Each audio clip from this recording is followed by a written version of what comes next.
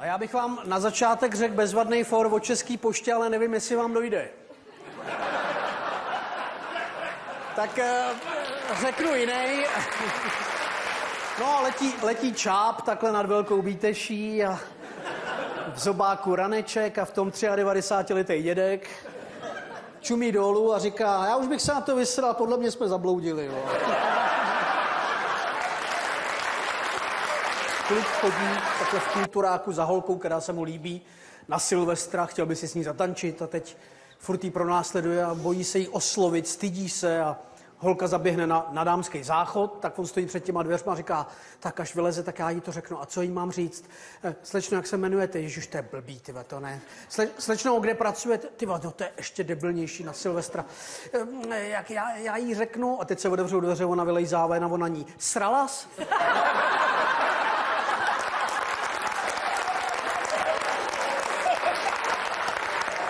No a chlap si doma takhle listuje v novinách a manželce říká, tak si představ, že když takhle člověk zemře, jak se většinou převtělí do nějakého zvířete a vrátí se jako nějaký zvíře. A manželka říká, no tak já, kdybych se znova narodila, tak já bych chtěla být třeba kráva. A on, ty mě asi vůbec neposloucháš.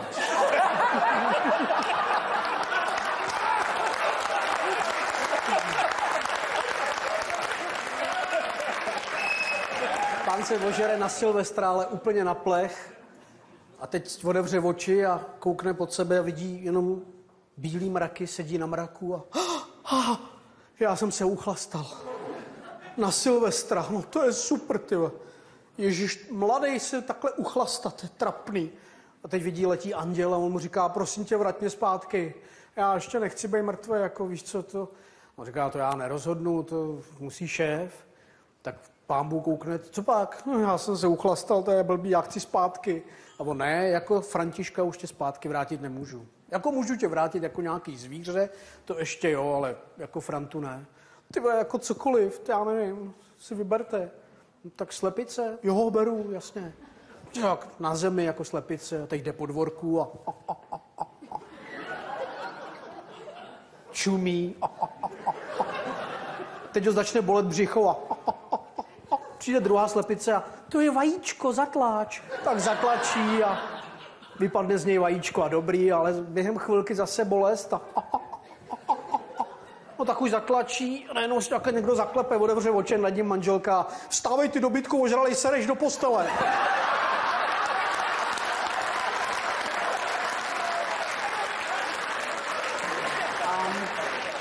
Přijdou manželé do poradny k doktorovi a říkají, pane doktore, nám vůbec nejde sex, ale vůbec. Vůbec nám to nejde. A doktor, mladá paní, pojďte první, pán počká v čekárně, pojďte mladá paní. Odložte si do spodního prádla, prosím. Tak, tady se položte. Zkuste si dát jednu ruku za hlavu. Ne, tak pokrčíme nožičky a malinko od sebe. Ne, tak radši se otočíme na bříško. Tak a vyšpulte na mě jako zadeček. Ne, tak udělejme kočičí hřbet, uděláme. Kočičí, tak se oblékněte, zavolejte manžela, tak přijde chlap dovnitř a ten doktor, ty vole, tak to fakt nejde. Vole.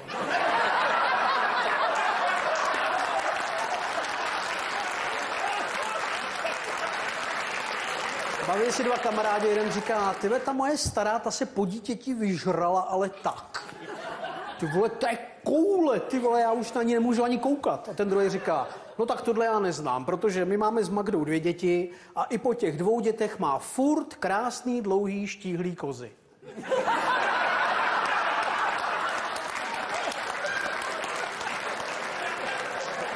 Pán se takhle ráno probudí po Silvestru a teď kouká. Rozmlácená linka ve obejváku, na posteli slečený prostěradlo, tak už tušil, co se stalo. Na zemi rozštípaná televize, nablito v předsíni a říká, ježiš, to jsem to asi. Teď kouká nějaký lísteček na nočním stolku. Miláčku, šla jsem ti pro čerství rohlíky a pro noviny odpočívej. No to už se asi zbláznila, chudák. Tak jde za dětma, ty tam hrajou něco na televizi a on říká, děti, byli jste doma, když jsem přišel včera? Jasně, byli. A co se dělo? Tady jsi to všechno rozmlátil, pak se spoblinkala, usnul si. Aha. A co maminka? Maminka ti chtěla slíknout kalhoty a ty si řval, nešahej na mě ty štětko, já jsem šťastně ženatej.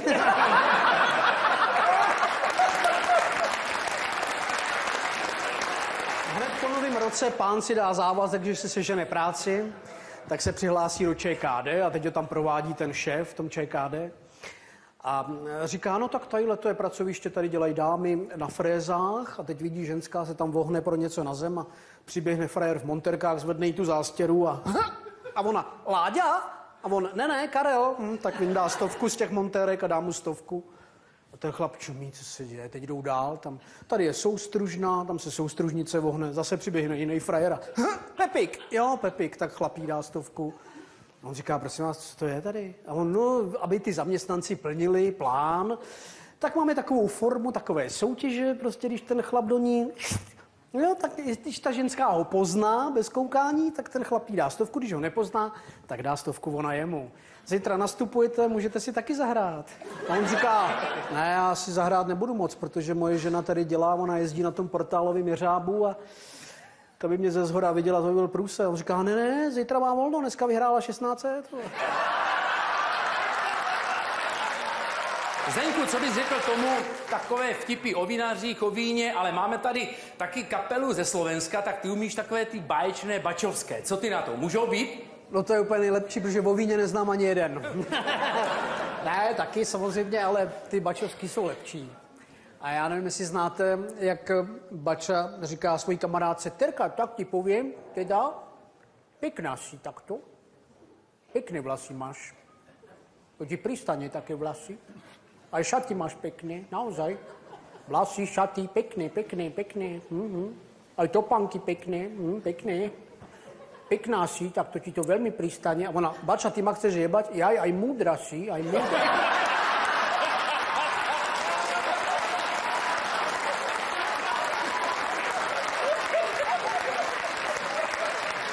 V tatranský Lomnici v hotelu v 5. patře bydlí nějaký arabský host a protože se chodí modlit každý den v 5 hodin, tak si jde na balkon vyprášit koberec. A teď s ním klepe na tom balkóně a dole jde nějaký Bača, kouká na něj a čo, Aladin, neštartuje.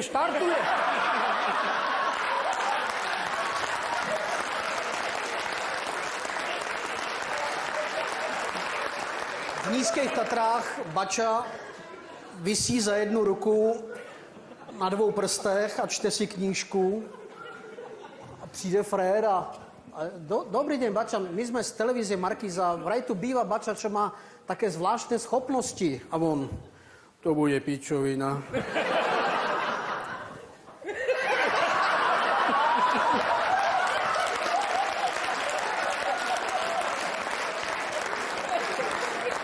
Tak mám teda velice oblíbený for, Bača, jak přijde na litej po Silvestru, a zavře se k těm ovcím a jednu si vybere a kouká na ní a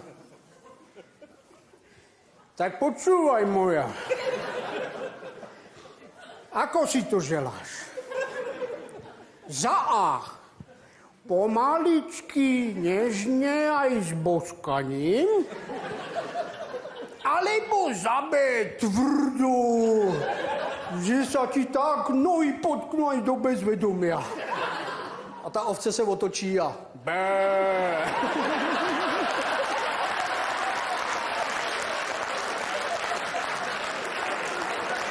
Mám teda velice oblíbený for.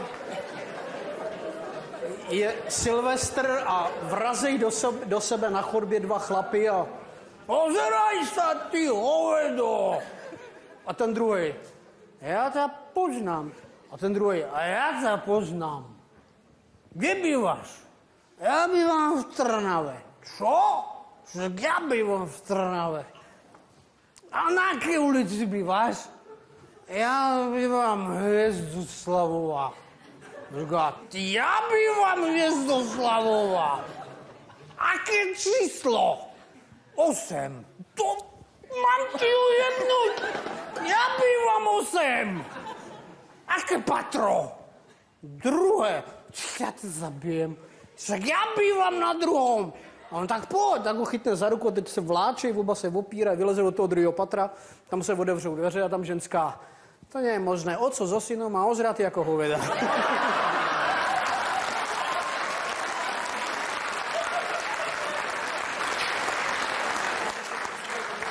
No a nevím, jestli jste slyšeli třeba Fourek, jak manželé na Silvestra vyrazejí do čínské restaurace.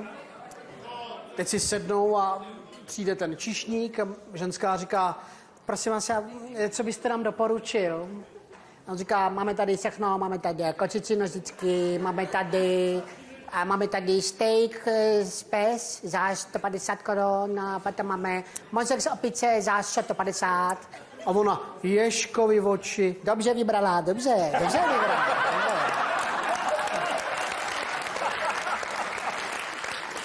Poté se muzikant jeden říká, tyva, tak jsem natočil životní album, ale opravdu životní.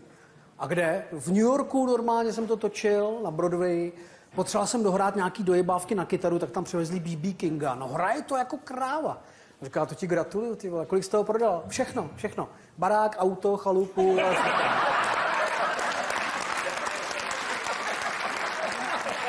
A přijde kluk za tátu a říká, tati, zítra máme zeměpise a máme úkol, já vůbec nevím, jestli to zvládnu. A říká, jsi debil, ty vole. A co nevíš?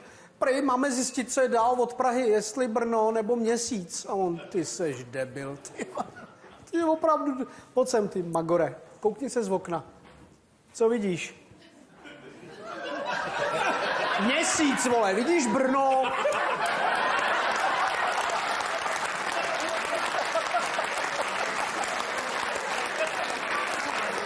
Baví se cizinci, kdo má lepší gastronomii a Ital říká, my v Italii, když uděláme pizza, velká pizza, tak každá celá hodina, jestli je skonto, mezzo skonto, za půlku.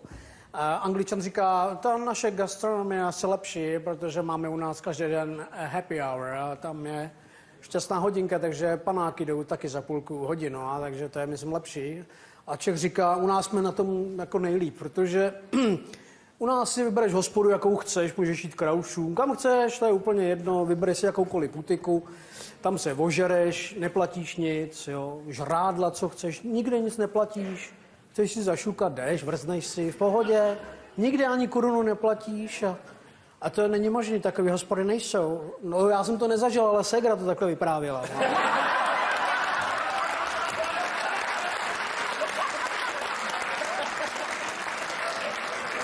Baví se taky kamarádi a říká, ale do toho nového roku nějaký předsevzetí, třeba sport, protože já jsem tě neviděl v životě sportovat. On říká, já jsem sportoval, ale už jsem se na to vybot. Jako mladý, já jsem vlastně do mých někdy 15 let jsem dělal judo a pak jsem s tím seknul, no. A co se stalo? Nějaký přebor, člověče, já jsem dostal takového soupeře, on měl chvat. Ten chvat se jmenoval preclík, vole. A mě ho nasadil taky během 6. vteřiny, já už jsem nevěděl, či je která ruka, či je která noha, ty jestli jsem předkloněný nebo zakloněný. Už jsem byl úplně v pytli. Už jsem omdlíval a těsně než jsem omdlel, tak jsem před ksichtem zahlíd koule, jak jsem se do nich 3krát zahryznul. Oba jsme vylítli do vzduchu, on dopadl na lopatky, já jsem vyhrál a skončil jsem s judem teda, no. A proč jsi skončil? Ty vole, byl to šok hryznout se do svých, vole.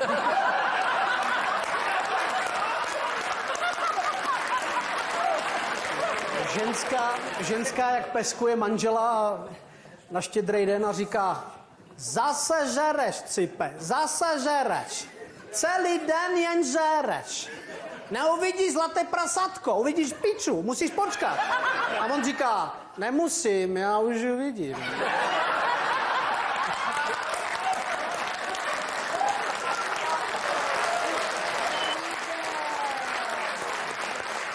No,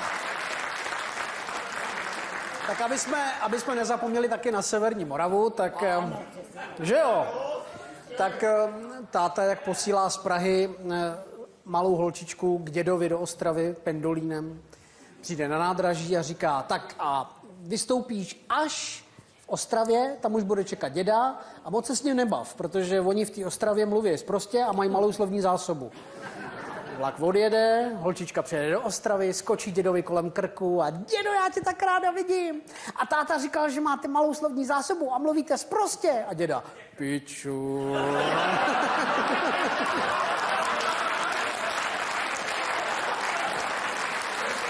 A učitelka v Ostravě se ptá dětí a říká, děti, dnešní hodinu si řekneme, komu fandíte ve fotbale. Tak. No, Jirko? Báník. Ano, Báník, správně. Pepo? Báník tež. Výborně. Jirko? Já Spartě. Co? Já Spartě? A jak je to možné? A říká, bo tata je Pražák a on fandí Spartě a když si vzal mamu, která je z Ostravy, tak mama se mu přizpůsobila, takže tež fandí Spartě, no a já jsem se přizpůsobil tím rodičům, takže tež jsou Spartan. A ona říká, a kdyby tvoja mama byla štětka a otec debil, tak fandíš tej Spartě? Tak se přizpůsobíš? A on, ne, to bych fandil Baníku.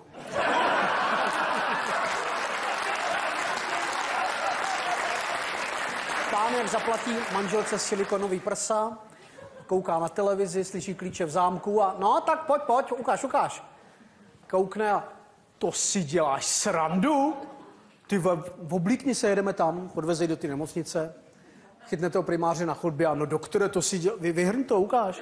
Pojďte se a on, já tušil, že přijedete, no. On se nám ožral anesteziolog a zapomněl ty implantáty vyndat z krabiček.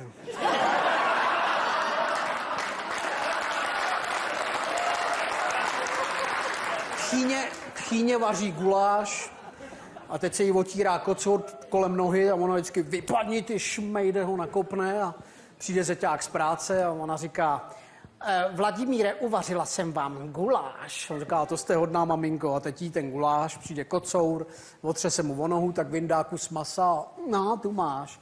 Kocour udělá 4 kroky, flákne sebou na to linu, zaškube nohama a on... Vy svině, vy jste mě chtěla otrávit, dají pěstí, že tchýně zaletí až za lednici a kocour vstane a to máš za to ty svině lakomá.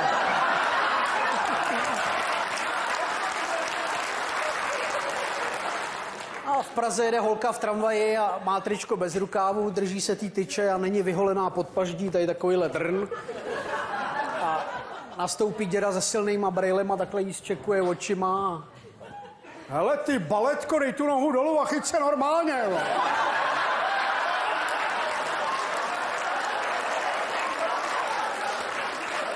Chlap sedí doma u televize a má mísu s burákama vyloupanejma a teď je jí, takže vždycky vyhodí do vzduchu a chytne ho a kouká na televizi, se chytne a zavolá na něj manželka z kuchyně a on to vyhodí a co? Jo! Kurva, mě spadoucha, ty vole. Au, to nejde ven, to nejde ven. To je průser. V tu chvíli se otevřou dveře, přijde dcera se svým klukem a kluk to vidí a nebojte se, já vám pomůžu. Strčí mu 2 prsty do nosu a foukněte. A on foukne, vyletí mu ten burák suchá, ženská říká, vidíš, táto, to je šikovný mladý člověk. Jo, hned si ví rady, takhle ti pomohl. Co bys tak řekl, že z něj jednou bude a on? No, podle těch prstů asi zeťák, vole.